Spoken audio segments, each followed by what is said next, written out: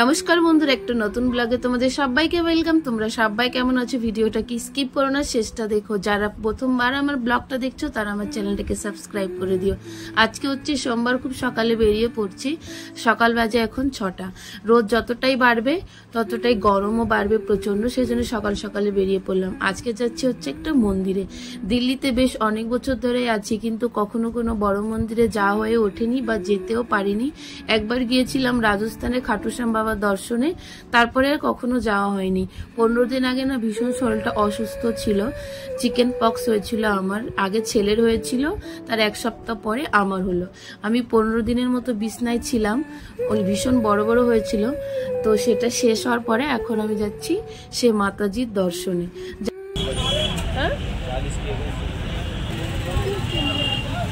চলো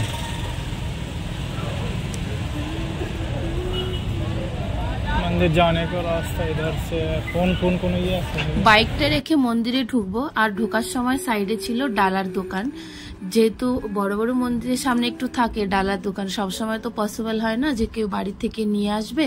আর এখানে তো ফুলের তেমন কোনো দোকানও পাওয়া যায় না, মাঝে মাঝে 2-1টা পাওয়া যায়, তো অনেক দামও নেয়। তো ভাবলাম চলো ডালা এখান থেকে একটা নিয়ে যাই। 250 টাকা দিয়ে একটা ডালা নিয়েছিলাম মায়ের জন্য, আর নিয়েছিলাম 2টো মালা।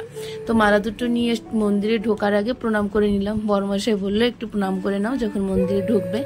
এখন মন্দিরটা না ভীষণ বড় ছিল, আর আগে একবার এসেছিলাম, পুজো দেওয়ার উদ্দেশ্যে আসিনি, এর আগের বার ঘোরার উদ্দেশ্যে আসছিলাম। সবাই বলছিল সেটা দেখতে আসছিলাম, পুজো দেওয়ার জন্য আসছিলাম না। তখন শাশুড়ি মায়ের ভীষণ শরীরটা অসুস্থ ছিল, সেই কারণেই আসা হয়েছিল। মন্দিরটা এখন ভাঙছে, কারণ নতুন করে করবে, তো সেই জন্য তোমাদের মেইন গেটটার আমি দেখাতে পারিনি। সাইড দিয়ে আমরা মন্দিরের ভিতরে চলে এসেছি। মন্দিরের ভিতরে খুব সুন্দর ডেকোরেশন করেছিল, যেটা আমার ভীষণ ভালো লাগছিল। কিন্তু একটা জিনিস কি বন্ধুরা, মানে আমরা কোনো বড় মন্দিরে গেলে না, সেখানে মূর্তিটা কিন্তু অনেক ছোট থাকে, বলো তো, অনেক ছোট থাকে। আমি যেখানেই দেখেছি তেমন কোনো বড় মন্দিরের অভিজ্ঞতা আমার নেই, কারণ বিয়ের আগেও তেমন কোনো আমার যাওয়া হয়নি কোথাও। কিন্তু তাও আমি যতবারই দেখেছি, মানে মন্দিরটা ভীষণ বড় থাকে, কিন্তু ঠাকুর মূর্তিটা অনেকটা ছোট থাকে সব জায়গাতেই। আমাদের হিন্দু ধর্মে 32 কোটি দেবতা, সব দেবতাকে তো আর আমরা জানি না বা জানা হয়ে ওঠে না।